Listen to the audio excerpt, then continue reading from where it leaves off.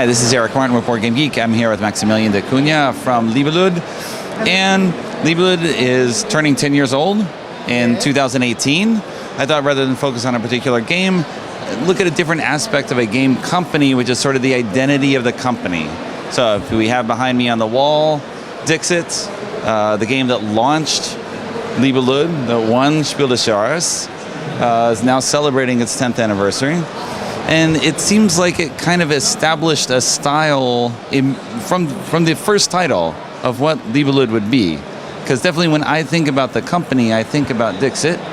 That look of the game, the sort of dreamy feel, has carried through into Mysterium, which you've done. You've got sort of the same look and feel with Shadows Amsterdam. And is that purposeful? I mean, does the company take that approach when you're looking at any design? Does it fit a particular mold? So what we can say that with Dixit, it was because that was the game. And that was also an encounter with Jean-Louis Roubira, the designer of the game. And then, yes, that's right, that the image and the illustration take a big part into the Libellud's wheel of doing game. Mm-hmm. But that was not really on purpose. It's maybe more because in Libellud what we think is that the game is not only a hobby or something, it's also a cultural good for us. So the illustration has a big part into this cultural aspect of the game. So I would say that it was not on purpose, but the game came, and that we say that illustration is very important, and that's a big part of the game. And so when we saw Mysterium and now Shadows Amsterdam, that's true, we have game about images, interpretation, deductions. The telling stories almost. Telling stories. In terms of doing this. Because that's maybe the aim of Libellud's game, is to gather people, enjoying a good moment, and doing with fantasy and imaginary, and maybe getting to know each other better. Okay. That's also the game of the aim of the games. So when you see prototypes now, is it seen through that framework, or do you worry also about being stereotyped in a certain way? Is that good or bad that you get framed that way?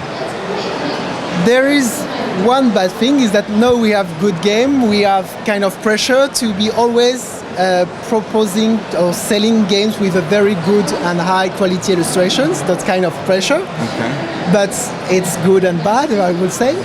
And for choosing the games, no, we do not. If we look at, for example, Dice Forge or LuniQuest, it's not games about illustrations, it's game with the gameplay. The gameplay is very important for these games. And after, of course, we add some illustration, but that is not the main purpose of the game. Okay. So we do not stop at image game purpose. Okay. That's not our, I would say, our goal. It's not our goal or to see. Okay. I mean, it's interesting to see that. Most people have not seen this, but Libellud and many other studios that work with Asmodee do presentations at various times of the year where they are talking about the games that are coming, and you're almost pitching your game to the different Asmodee branches around the world, because of course they are going to localize them in different languages and all this. Libellud's presentation is always the best. It's coherent. You usually get the audience playing. And this is in a 7-minute publisher dating scenario. They bring something to the table, but it's not just placing the game down. It's some sort of interactive feature where you're getting us to play immediately and doing this. It's interesting because it plays into sort of the strengths of the company. Yesterday there was the first gaming night of this year, and that was my first gaming night. So it was the first time I presented you. But yeah, we focus on this moment because it's very critical and very important, because it's a time where we meet our partners, and it's a time that we can transfer, we can give the feelings and the enjoyment we have of doing this game and playing at this game. So for us, the presentation is very important to play. Our partner we need our partner to play in order they may enjoy playing the game and to understand why this game is good and what he will work abroad. Okay. So for us, we have only 7 minutes, and I have maybe 1 minute of saying, okay, we have these two games. Hi, I'm Maximilian, Matthew, etc. And after we say, okay, these two games, Dice Wars Rebellion for February, that okay, you have seen, you know the game, it's okay. And now we'll start with one key for April, and it's our next game. And of course, we have presented the game on the table. Normally, it's a game with image interpretation too.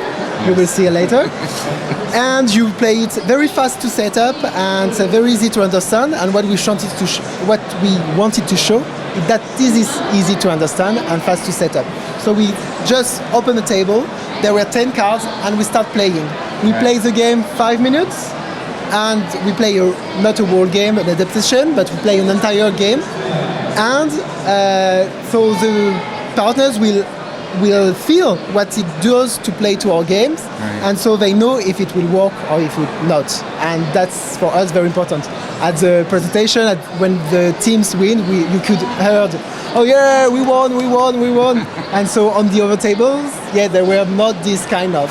Right. But it's easy with easy games like this. So we always try to make people play the game because it's the best way to understand if it suits you or not. I mean, it works as well because they are your selling partners down the line. I mean, I worked in retail for a while, and I know that, of course, if you as the retailer know the game, you are much better at explaining it to someone and getting across the idea. And so that knowledge from you transfers down the line, or at least ideally. And I think it's always better to discuss in front of people, because when we send mails or we give communication keys and elements for partners, but it's always better to have also their feedback, because we can give a game, but they also provide feedbacks, and it's very important for us to understand, okay, in France it's like this, because we move in shows and fairs in France, but we do not so much abroad fairs, so it's very important to get the feedbacks for our partners. Okay. All right. So good. Thank you very much for a little look at the DNA, That was it. I guess, inside Libellud. Thank you. And we'll talk about one key separately. We'll get a preview at Cannes. At the Cannes Game Fair, we'll record something there. All right. Thank you, Maximilian. Thank you too.